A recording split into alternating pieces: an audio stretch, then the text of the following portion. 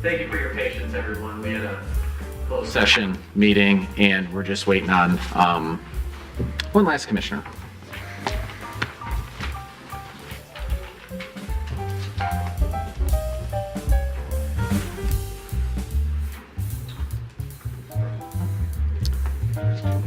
All right. Mayor Fournier here. I'm going to call to order the Monday, March 18, 2024 Royal Oak City Commission meeting to order. We're going to begin with a very brief invocation, followed by the Pledge of Allegiance. I ask that you stand if you can, please.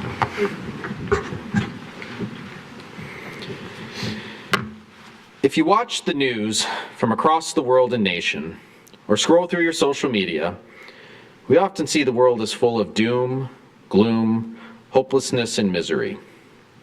Indeed, there is a lot to be concerned and upset about. But if you look closer, and you look here at home, there's a lot of bright light and positivity all around us. Just look to the St. Patrick's Day parade this weekend. Hundreds, if not thousands, came out on a beautiful day to be with each other and witness a parade of happiness make its way down Washington Avenue. It was great to have St. Patty's Day parade back, and we are grateful to all the organizers, especially Al Carter, who lent their positivity so that we could enjoy a fun and wholesome event. Let us always remember the positive light that surrounds us. May we look for it, may we harness it, may the light bring us closer together and help us see what's most important. There is so much to be grateful for in Royal Oak. There is so much light in our community. We ask for the safe return home each day to those who serve in our city, both in uniform and not. Amen. I pledge allegiance to the flag of the United States of America and to the republic for which it stands, one nation, under God, indivisible, with liberty and justice for all.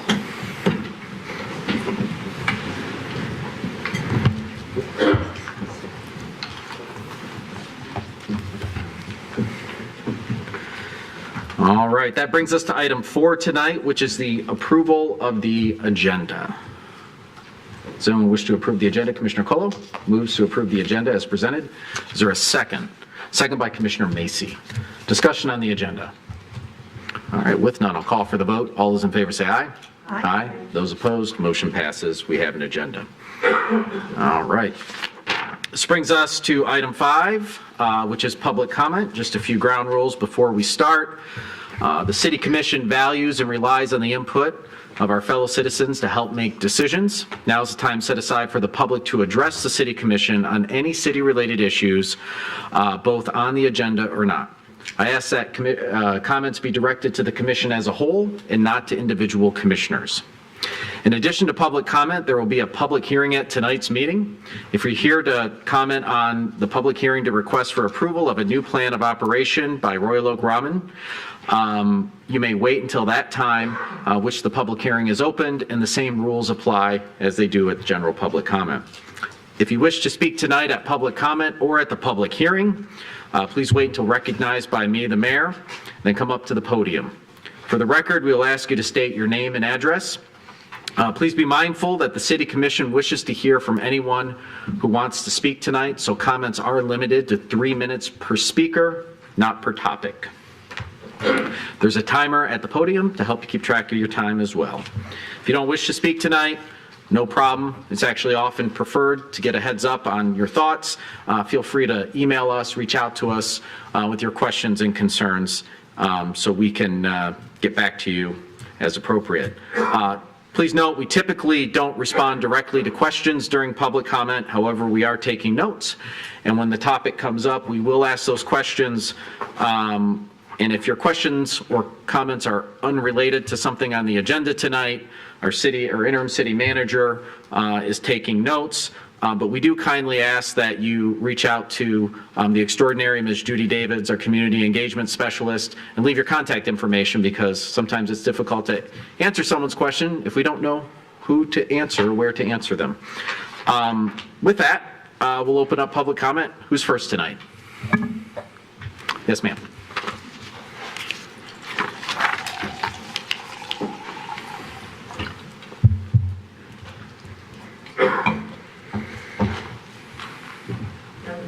first before Phyllis Salter.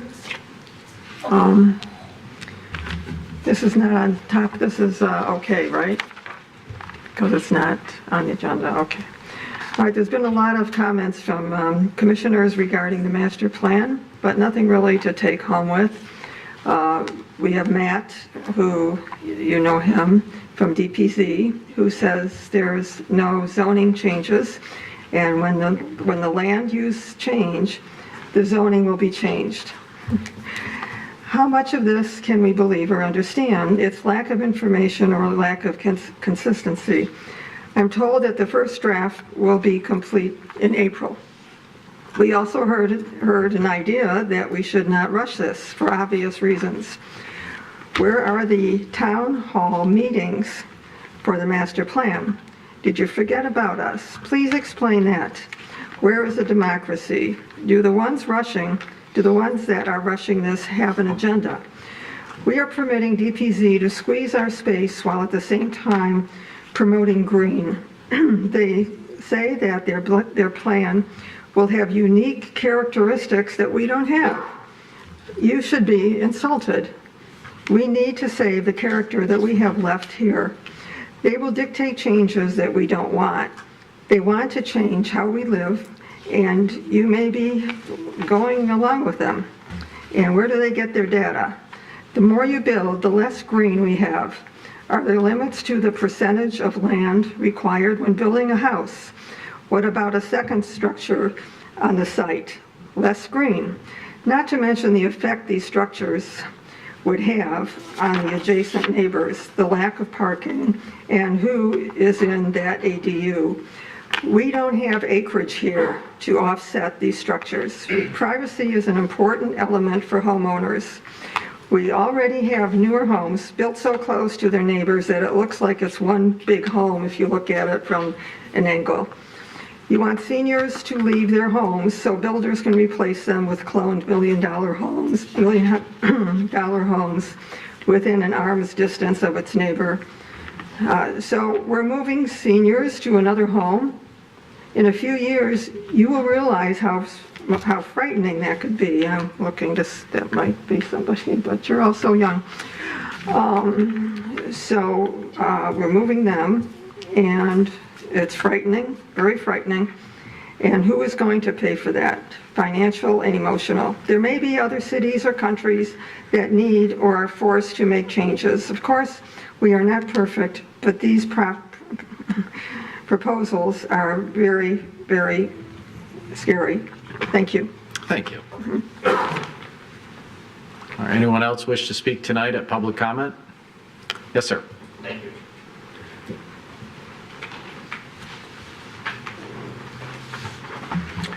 Mayor Fournier, commissioners, my name is Glenn Police. I'm a PGA golf professional, and I'm also the general manager at the Royal Oak Golf Center. I have submitted a document in front of you right now. The address is 3500 Edgar Avenue. I appreciate Commissioner Macy for support of our facility and for just suggesting that we present to the commissioners tonight as our facility works with the Royal Oak Recreation Committee. Commissioner Macy and others on the committee were impressed that we were the only facility in the state of Michigan that is a Golf Range Association of America top 50 standalone driving range, and we've been for the last 2 years. This is a result of continued improvements, and we are honored to have this award, and we're proud of the support of the community. In reviewing the document in front of you, just highlighting a couple of points, we'd like to thank the Historical Society of Royal Oak, who were kind and gracious to do a little research for us and found that our facility was actually started in 1950 by Don Soper, a PGA golf professional, for the driving range and the miniature golf course. Also, we learned that he started the golf course next to us in 1962, and many of you may know that the short little road leading up to the golf course is named Don Soper Drive. Back in 2017, there was a combination of two ground leases combined into one, and that led to an extension of our lease with the city. and which allowed us to put major investments into the property in 2017-18, and then again in 2021, finished in 22. We're constantly looking for ways to improve our facility. Noting that some of the investment provided us to build an additional 35 weather-protected tees, also heated with what's called Power Tee. It's an innovative little device where you drop the golf balls in and they pop up at the exact height that the golfer wants, and the golf community loves that.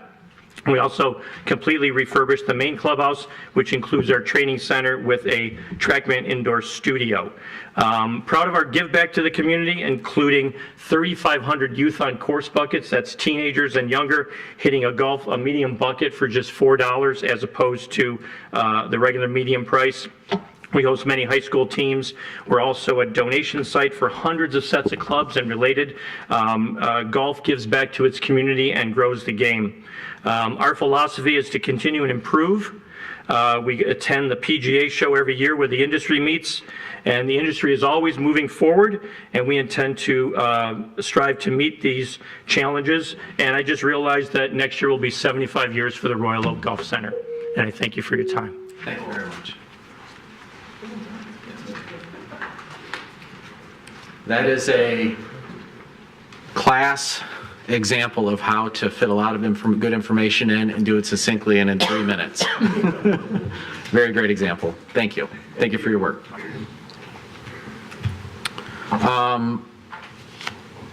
Okay, anybody else wish to speak at public comment tonight? Going once? Going twice? All right, we're going to bring the discussion back to this side of the table until we open up our public hearing, and then anyone who wishes to speak at that may do so.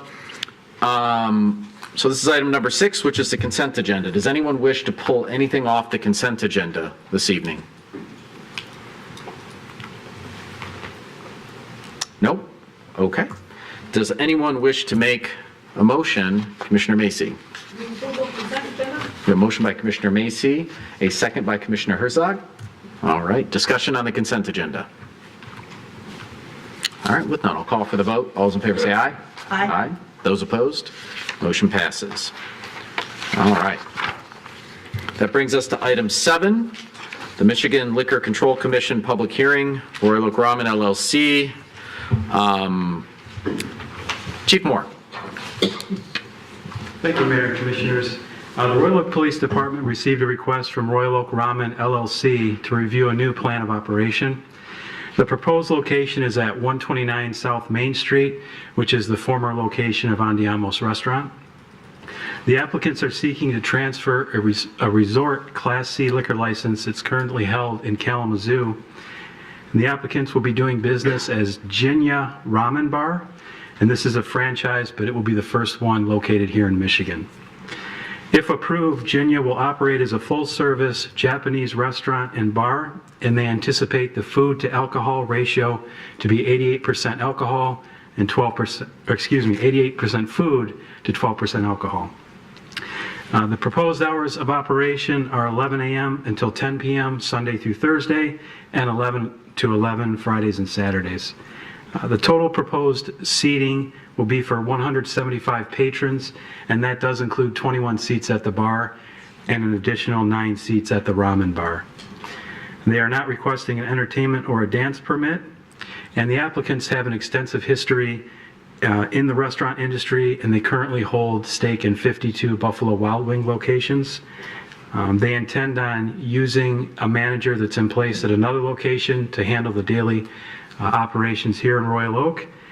We contacted law enforcement representatives everywhere where they operate currently, and we did receive positive feedback from all those locations.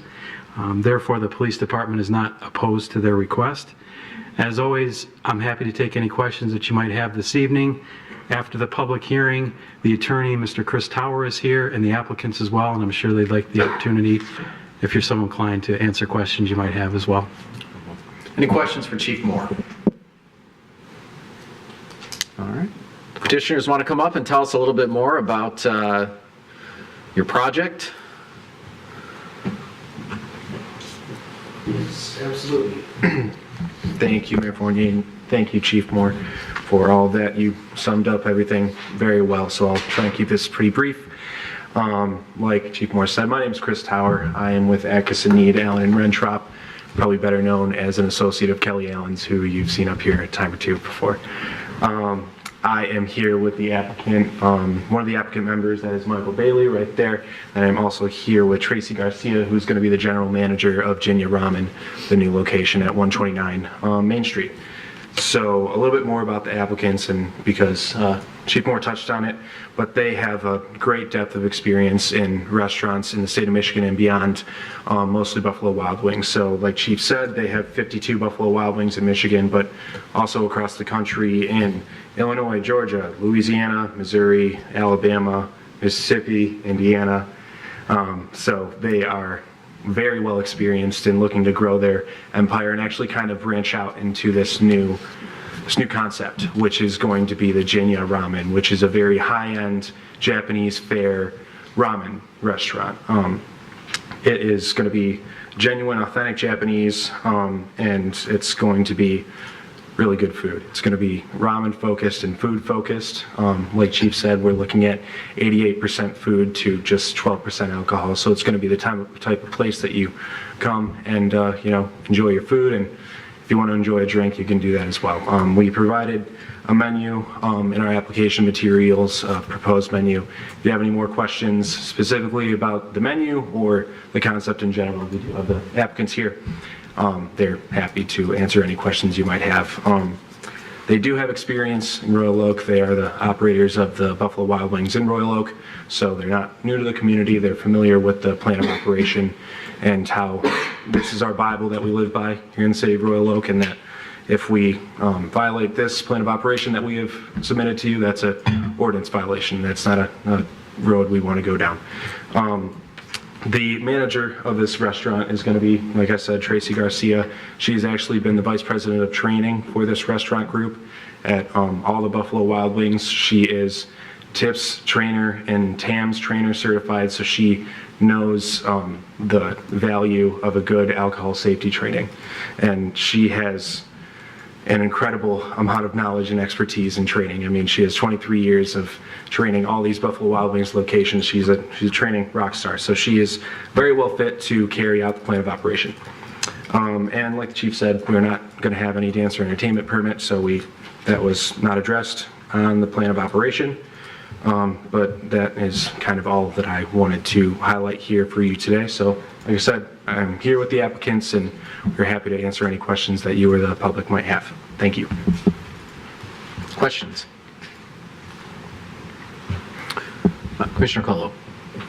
Thank you, Mr. Mayor. I was wondering if you guys could tell us a little bit more about the actual concept itself, because look at the menu, looks phenomenal. So it'd be fun to hear about how you want to execute that. Yeah, absolutely. I'll let the experts take that question. Like for Tracy. Sure. Yeah, I'm Mike Bailey, one of the applicants and a partner in the Buffalo Wild Wings. Tracy Garcia, as he said, has been the head trainer of all of our 3,200 employees around the country, and she is top notch in every way. So we're blessed to bring her and transition her from the BW's concept to the Jinya Ramen Bar, which was started by a gentleman from Japan who couldn't find the fare that he liked, and he lived in California, so they started there. There's over 50 in, I think, over 14 states now. I think I've visited 20 some of them. It's a fantastic atmosphere. It's wonderful food. It's high on ramen. When I went to college, that was the cheapest thing you can get, but it actually takes 16 hours to make the broths. The depth of flavor is unbelievable. We were very skeptical too. We went to California, and we had to wait 2 hours for our food. It's about 40% carry out. This is, the space we really love because it'll be open, airy. We're going to have hopefully some open windows, roll-up doors in the summer months. Perhaps have some outdoor dining, but that would be up to you folks. So it's fantastic. It's chef-oriented food. It's not fast food. It's not fried food. It's a lot of made from scratch. So we're very excited about it. It's if you look at a lot of their scores, Yelp and everything else, they're 4.8 or above around the country. There's an emphasis on quality, emphasis on safety of liquor, and we're really excited that it's coming here. So be the first one. We own the rights to the Midwest, but we wanted to start in home in our backyard. Make sure we execute properly, and Royal Oak's first place we thought of.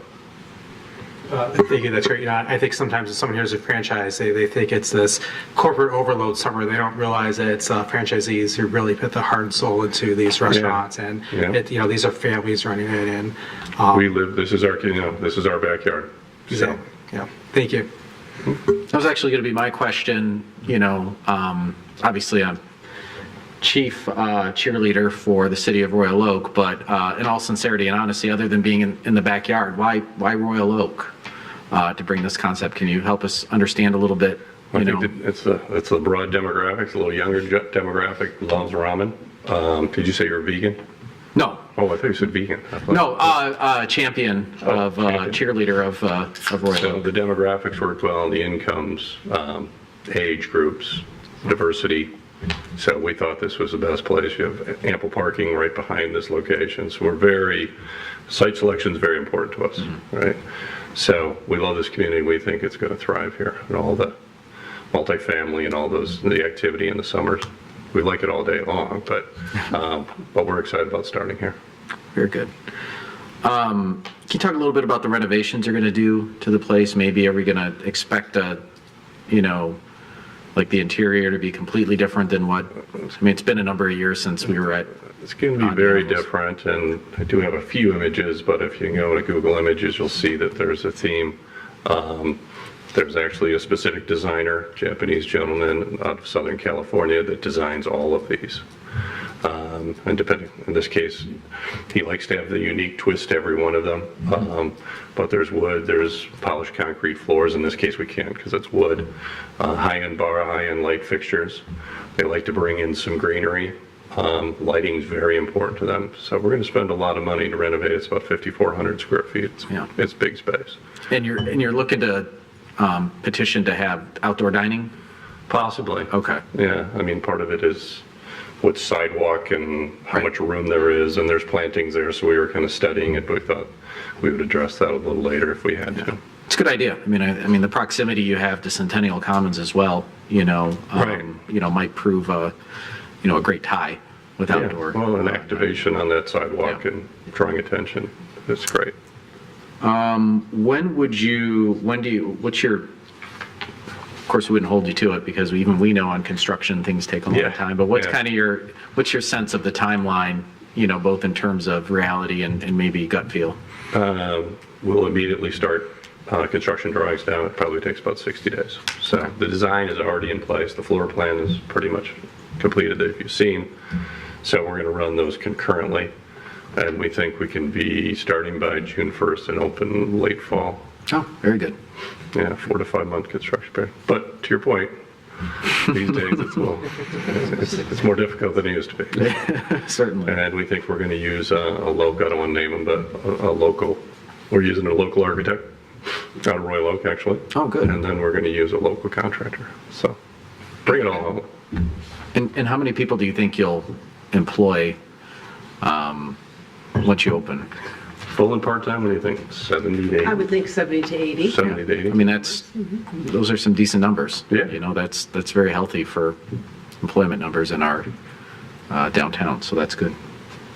Sorry, I got my questions out because I hold the gavel, so I took precedence. Do you guys have questions? She's got my gavel now. She also manages me quite well. They all voted to make sure that she sat next to me to keep me. There you go. Okay. Well, anything else you want to share with us about the concept or about your plans? We're just excited to be here, and can't emphasize enough, having her at the helm is very comforting to our team. We've been working together for 25, 30 years. A lot of love, and very organized, very detail-oriented, and as a matter of fact, other franchisees have asked to have her train their Buffalo Wild Wings stores because she's so well thought of. Oh, wonderful. Well, that's got the good. right spot. People make it happen. Yeah, no doubt. All right. Well, if there's no other questions from us, I'll open up the public hearing. And then if we need to bring you back up, we will. If not, we'll take it from here. Thank you. But thank you for coming out tonight. Thanks for your time. All right, I'm going to open up the public hearing. The same rules apply as public comment. Is anyone here tonight to speak at this public hearing? Okay, I'm going to close the public hearing. Any questions, motions, or discussion from this body up here? Commissioner Colo. I move to approve. A motion by Commissioner Colo. Is there a second? Second by Commissioner Cheatham. Discussion. Commissioner Colo. Thank you, Mr. Mayor. I think it's great that we have a operator coming in with a cool concept. I mean, this corner is going to go from kind of second-rate Italian to a first-class Japanese, so I'm looking forward to this improvement. It's great to hear that they want to use the space around them. We have the park right there, the parking behind them. I encourage you to look at the parking spots in front of you. Those are available if you want to expand a patio, so this is going to be a really nice operator to have in town. I'll just add, I mean, it's always great to be up here to see experienced operators investing in our community and, really thinking things out. Location is, I mean, in this industry, equally as important as anything else. And, certainly if this goes positively, wish you the best success. I think you guys will do really, really well there. I think it will be an improvement. And I think with Centennial Commons and some other things that we've been able to do over the years in our downtown, this location is prime for success. So, and it sounds like you're doing your part with good management and good operating practices. And so, I think it's going to be a good win. And my kids love ramen, so they're going to be very excited when I tell them tonight if we get a new ramen restaurant, they're going to be very, very happy. So Wait, they have a kids menu too. I know, I tell you, my kids, they rule the roost. All right, any other questions, discussion? All right, I'm going to call for the vote. All those in favor say aye. Aye. Those opposed? Motion passes. All right, you guys are good. Good luck. Now the really hard part, right?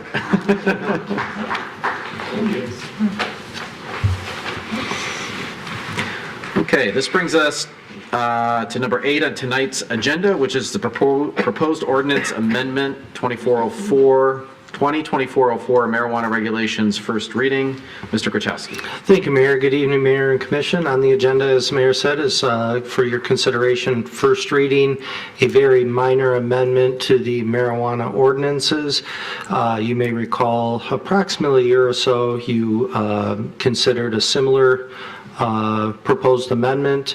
And, due to the uncertain nature of many facets of the industry in the initial time periods under the original ordinance, many of those facets were unknown factors to the city at the time, given certain building constraints and COVID constraints.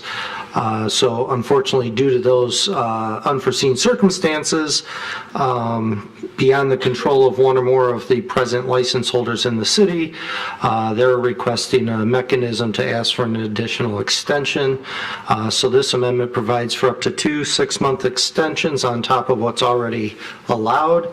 And as a condition of that, they're required to be actively engaged in construction with active building permits, and they're just awaiting final approval. They have everything built, but they're just waiting for final approval for state licensure. So with that, we have attached a red line version showing the amendments, and I apologize, I think initially the agenda didn't have the proper red line. That has been since fixed, so you should have the red line in front of you, again showing the very minor revisions to accomplish these 2 potential extensions.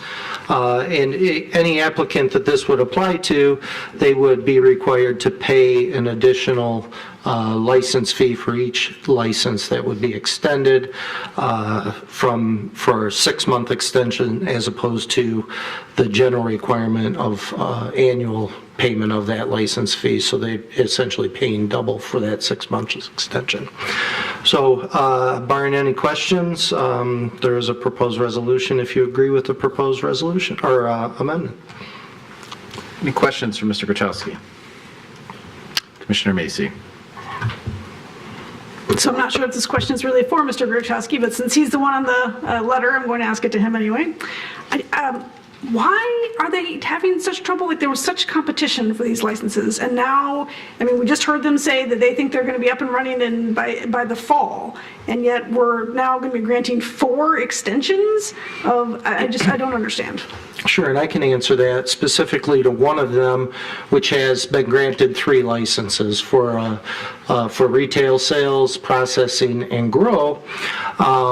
Initially, when they awarded the license, there was litigation, as this commission's well aware. So obviously, that's a big ask to move forward with pending litigation. So there was a delay due to that litigation to move forward and commit those funds, knowing the uncertainty of that litigation, until that litigation reached a point that they were comfortable knowing that they were good to move ahead. So there was a significant delay from that, and then there's been significant delays from sourcing certain materials for the grow operation.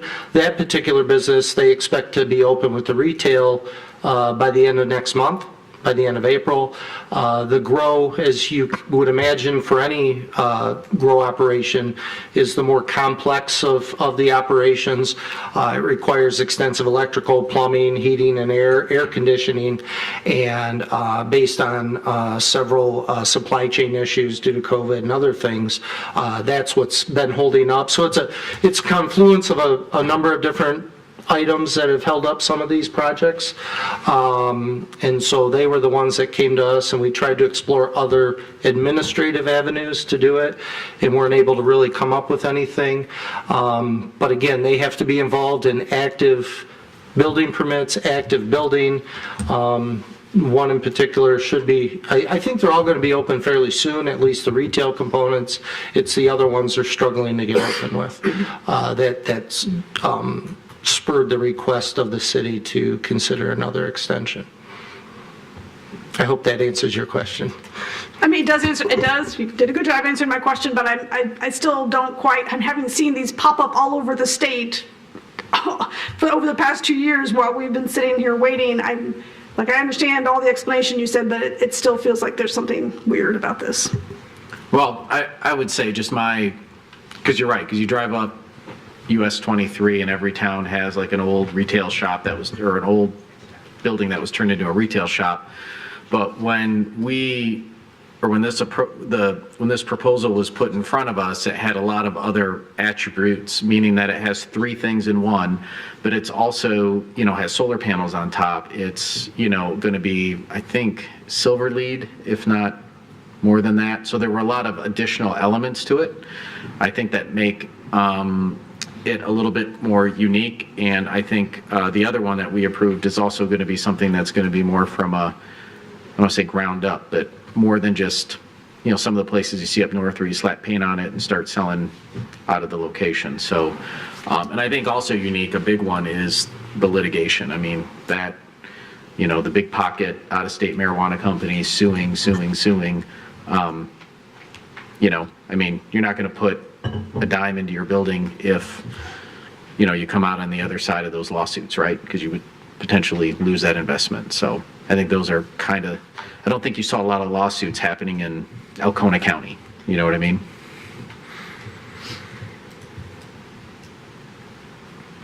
But I did, even as of the other night, my son had soccer practice, little soccer get together. I drove by Myers up there, and I looked at the progress, and they're clearly making, at least for the one shop up there, they're making a ton of progress. So it's clear they're, spent lots of money, moving forward. So I suspect, my guess would be, is that they would not want to delay any longer than they have to if they put that amount of money into the project thus far. So.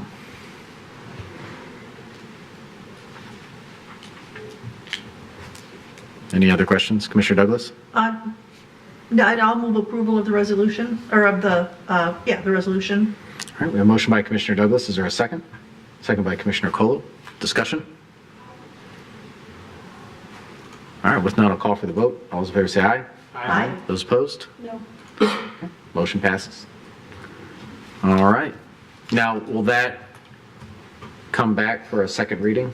Yes, it has to come back for a second reading. It will be on the agenda for second reading, Okay. on the regular agenda. Got it. All right.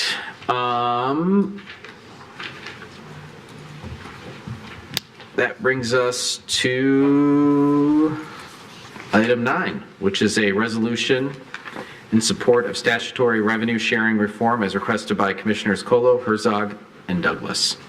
So I will hand that over to Commissioner Colo since his name is on that first. Thank you, Mr. Mayor.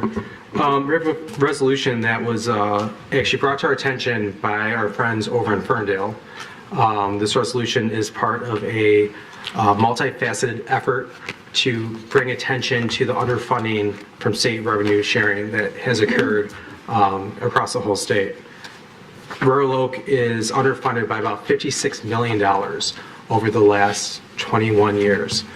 This has been the result of budget changes that go against the regulatory spending that was defined in the state law in 1998. Right now, state funding comes from the 6% sales tax, 2% of that goes off the top to the schools, and 4% gets distributed to everything else. 15% of that is defined by the Constitution where that gets spent to. We see that in roads, we see that there's some money back to public safety, we see that in different forms of spending. So the rest of that, 4%, 25% of it should go to city, villages, and townships. The problem, however, becomes that the state is able to change that as they wish. And if they have funding needs and priorities of their own, we get less money. Right now, it should be about 25% that goes to the CBTs, and we're not coming close to that at the moment. So as a result of this, like I said, Royal Oak has lost about $56 million since 2003. This is on top of the issues we have with the Headley Amendment, which has been well discussed by this body. Every time we try to adjust and change our rates, we'd have to go to a vote to someone on a millage. Every year we roll back, and because of the unintended consequence of Headley and Prop A, we have to roll back as an entire city. If the entire city were to refinish the homes and do a $500,000 improvement to every property on the municipal lot or in the municipality, we could only increase by 3% or the rate of inflation, even though we've added so much into the community. So every year we have people renovating their houses, adding values to their houses, but the entire city can only go up by a fixed amount. So changes to that to allow for per parcel protection as opposed to a citywide block would add millions and millions of dollars back into our budget every season. So before us is this proposal. Once again, this is brought to us from our friends in Ferndale. Was passed also, a similar proposal was passed by Masson Heights. Hazel Park is considering one. Pontiac has one on their agenda this week also. Thank you, Commissioner Colo. And I'll just take a moment to echo a few of the points that you made. I've been up here 12 years now, and certainly state shared revenue has always been a risk factor in our budget planning process over the years, sadly speaking. We've had a change in Lansing. We have a more representative government in Lansing. And some of the equity issues for cities, when we talk about the money we pool in and what we get back to do the basic things that we're required to do, we need that state shared revenue. When we paid into it as taxpayers, we need to get it back to do the basic functions. We've relied on it, and we've been shorted, and we've been doing things in our community to make up for it. Like Commissioner Colo said, the Prop A is a really good thing that voters voted on in the 90s. It keeps people in their homes. They don't get taxed out of their house. And that's a really good thing. But the Headley Amendment, which was added in the last minute by the legislature, is one of these things that people don't understand, meaning that year over year, the city can only collect 5% more in revenue or inflation, whichever is less. And we know over the last few years, inflation has been much higher than 5% compounded. And what that does is that puts us into a difficult situation because for the city, concrete's more expensive.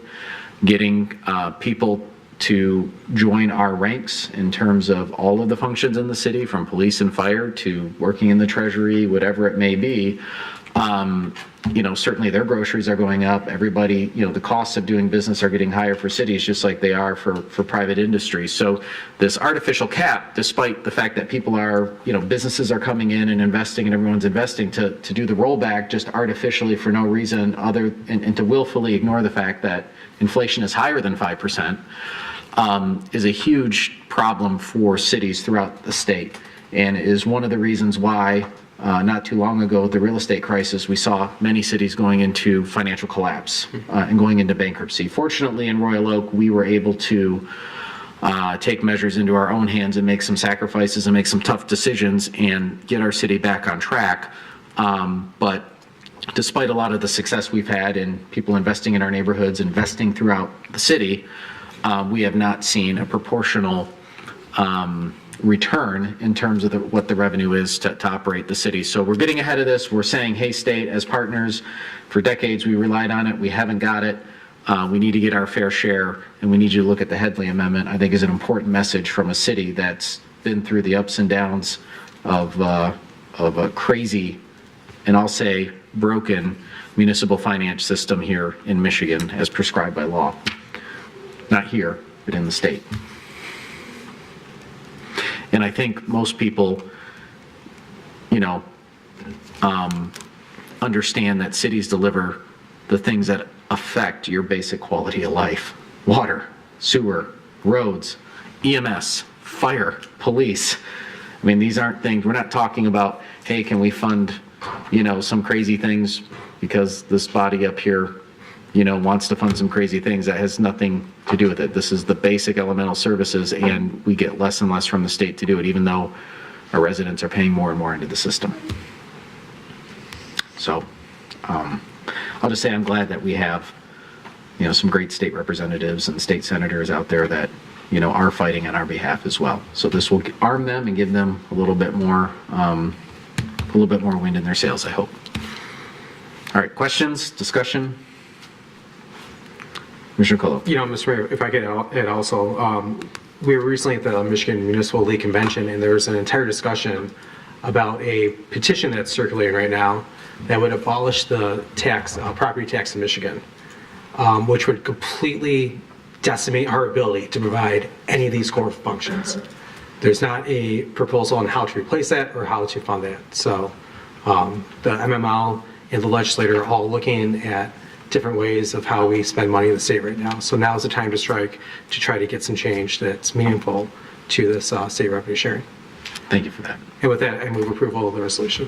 A motion by Commissioner Colo. Is there a second? Second by Commissioner Hunt. All right, discussion? All right, with none, I'll call for the vote. All those in favor say aye. Aye. Those opposed? All right, the resolution passes. Thank you. All right, this brings us to item 10, which is a resolution in support of Protect Michigan Kids bill package as requested by Commissioners Colo and Herzog and Mayor Pro Tem Hunt. Who wants to open this one up? Commissioner Colo does? Commissioner Herzog? Okay, Commissioner Colo will open this one up. So I think on this one I might know a little bit. This one came to us actually last week at the Michigan Municipal League Convention. We heard the city manager and I attended a presentation about this bill package, the Protect My Kids bill. What this is Michigan currently right now is one of the least regulated tobacco states in the country. Because of that, we also have an astronomically high rate of kids using tobacco, along with healthcare costs associated with treatment of tobacco illnesses. This package of bills would establish local control of tobacco products. Right here in Royal Oak, we know that's an issue. Some of the commissioners up here have worked with the schools to talk about problems that they've had.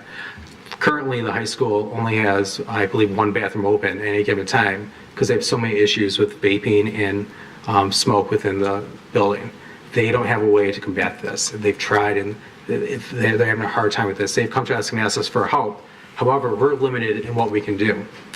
We have identified a handful of stores in the city that are selling illegally to minors. We know the bad actors in town. We are not able to shut them down. There's nothing that we can do locally. They don't have a license we can revoke. They don't have And we don't have a way to take away their ability to sell and harm our children in that sense. So what this does is that we'll add that local control back into it. In addition, it adds finally a sales tax onto some tobacco products. The sales tax hasn't changed since I was in high school. So it further adds to the ability for the state to fund a lot of the programs to help cessation of smoking. It bans flavored tobacco products and enables a statewide retailing and licensing program. These are all some common sense solutions that can help or at least make some good movement towards ending smoking. The reason why we were asked to do this now is that it looks like this is going to be taken up in early April. So this is something that the legislature is considering right now, and we want to make sure that Royal Oak has our say in this. Questions from Commissioner Colo? Oh, Commissioner Douglas. Not so much a question, but a comment. This is the second resolution in a row that we're looking at here that has to do with empowering local communities and giving them the authority they need to protect the lives of protect and enhance the lives of the people who live there. And I serve on an MML committee, Michigan Municipal League committee, where we are constantly battling efforts by lobbyists and big business to create regulations at the state level that take important matters like this out of our hands. And so, I mean, yes, we absolutely need the power to regulate this ourselves and the power to retain the property tax income that we need and deserve. So, yay, Commissioner Colo. Commissioner Teason. I also have a comment more than a question, but you mentioned lobbyists. I mean, the reason that this, the law is like it is in Michigan is because of effective lobbying by the tobacco industry. And why did they lobby? To create new customers. The best way to create new customers is to get people while they're young. So lure youth in with vaping, get them addicted to nicotine, and then they move on to smoking cigarettes. Often, not always, but often.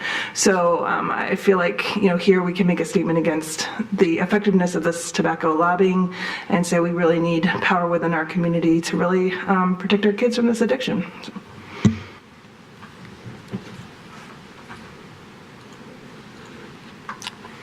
Anybody else? All right. Commissioner Colo. Mr. Mayor, I move approval of the resolution, adding a T to the third whereas that I left out. Okay. It's gone. We have a motion by Commissioner Colo with a slight grammatical edit. Is there a second? Second by Commissioner Douglas. Discussion. All right, with none, I'll call for the vote. All those in favor say aye. Aye. Those opposed? All right, that was unanimous. I didn't think that was going to go up in smoke. Sure. All right. Well, we are at the final part of our agenda tonight, the adjournment. Is there anything anybody else has to share or anything that anybody else wishes to discuss for the benefit of our community? All right, with not, I'll entertain a motion to adjourn. We have a confused motion by Commissioner Macy to adjourn. Is there a second? And a second by Commissioner Herzog. All right. Well, you just asked Discussion? if we had anything to share, and I'm not familiar with that part of this meeting. That's sharing our feelings, and Well, it's I'm 8:25. excited about it, but PM, we're done a little earlier than normal, and, sharing's caring, so. Mike's practicing gentle caring. I'm trying to be, nicer and more flexible. Apparently it didn't work out well, so I'll remember that, Commissioner Macy. I'll go back to my stern adjudication of this meeting. All right. I'll call for the vote. All those in favor say aye. Aye. Those opposed, motion passes. We're adjourned.